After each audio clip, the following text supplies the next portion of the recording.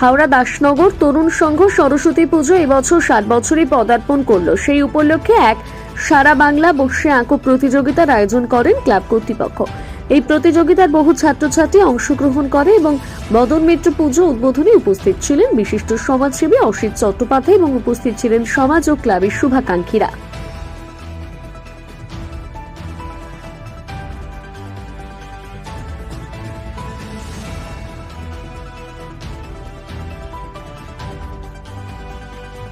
আমাদের বহু পুরনো একটা সিস্টেম যে সরস্বতী পুজোর পরের দিন আমরা এই বাচ্চাদের উৎসাহিত দেওয়ার জন্য একদম শিশুদেরকে থেকে আনন্দ করে যারা ক খ শিশু বিভাগ সবাইকে উৎসাহিত দেওয়ার জন্য আমরা চিরাচরিত সিস্টেম অনুযায়ী সরস্বতী পুজো ঠিক পরের দিনটাই আমরা করে থাকি। কারণ সাধারণত বিভিন্ন স্কুলগুলো ছুটি থাকে, বাচ্চাদের এরা আনন্দ পাবে।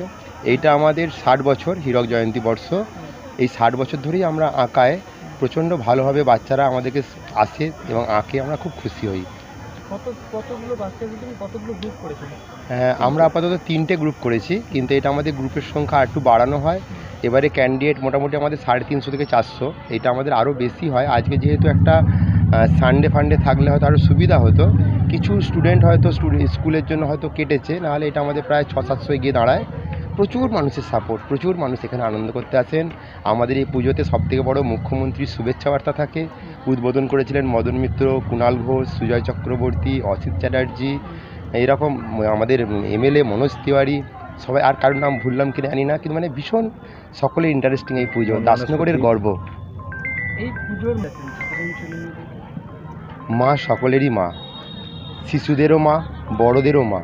ছোট্ট ছোট্ট শিশুরা যাতে আগামী দিনে আরও তাদের মায়ের আশীর্বাদকে মাথায় নিয়ে অনেক উঁচু জায়গায় যেতে পারে। কারণ শিক্ষাই মানুষের মেরুদণ্ড সোজা থাকলে আমরা সবসময় সোজা, এবং শিশুরাই হচ্ছে আমাদের ভবিষ্যৎ, আমাদের চোখ।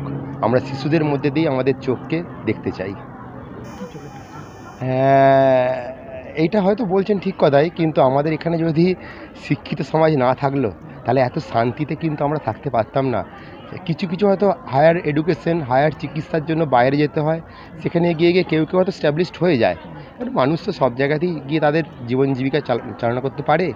কিন্তু আমার দৃঢ় বিশ্বাস, এই যে ছোট্ট ছোট্ট শিশুগুলোর মুখ দেখলাম, এরা আগামী দিনে আমাদের ভবিষ্যৎ। আগামী দিনে এরা আমাদের পশ্চিমবঙ্গ, ভারতবর্ষকে নক্ষত্রের মতো জ্বলজ্বল করে রাখবে। আমার দৃঢ় বিশ্বাস আগামী দিন দেখবেন মানে বাইরে থেকে লোক হয়তো এখানে এসে প্রফেশন নিতে পারে। সেইভাবেই উন্নতি হচ্ছে আমাদের। আপনার নাম? অনুপম সরকার, এবার পূজা কমিটির সেক্রেটারি।